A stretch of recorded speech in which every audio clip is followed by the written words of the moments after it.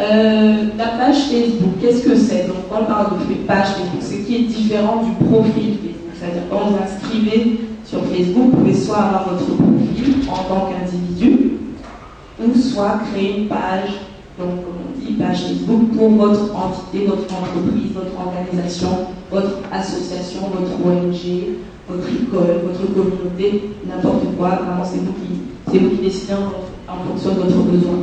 Donc elle regroupe en fait donc, des fans donc, de la marque, éventuellement si vous êtes une marque, qui deviennent donc, comme je disais tout à l'heure, des ambassadeurs. Parce que quand vous allez produire du contenu, par exemple, vous êtes un commerçant, vous venez d'avoir votre arrivage, allez, je ne sais pas, vous vendez des chaussures, vous venez d'avoir votre dernier arrivage de chaussures, vous avez déjà une page Facebook avec peut-être 500 fans.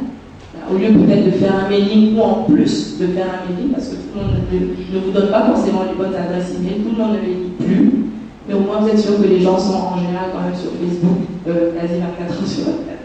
Donc du coup, une petite photo, un petit message pour dire voilà, dernier arrivage de chaussures, etc. Et ça c'est valable pour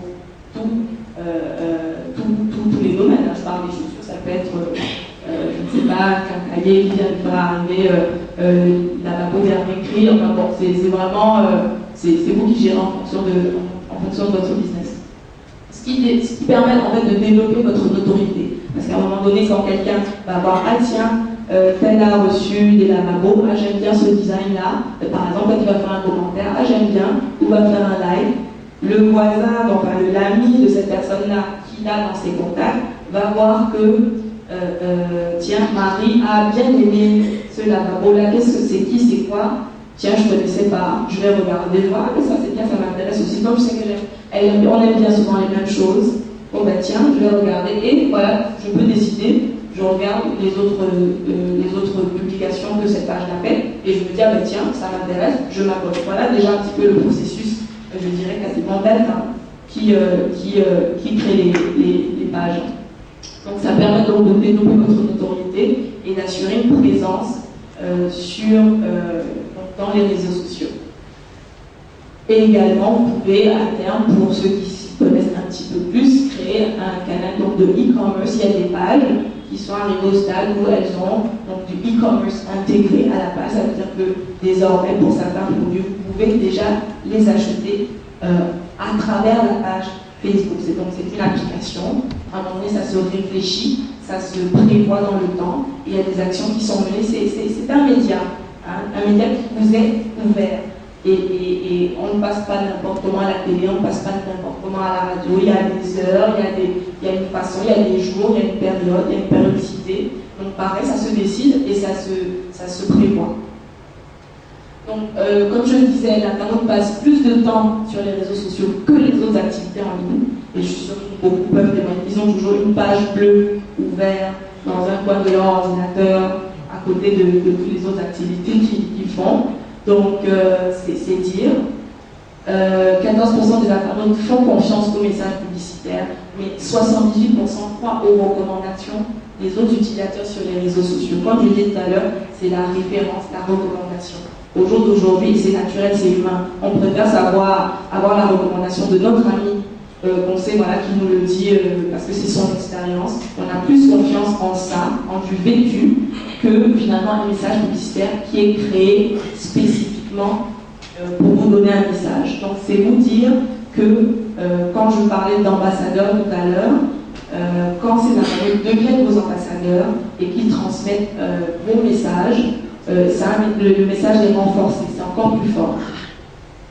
Voilà. Donc des millions de personnes créent des contenus pour le web social au jour d'aujourd'hui.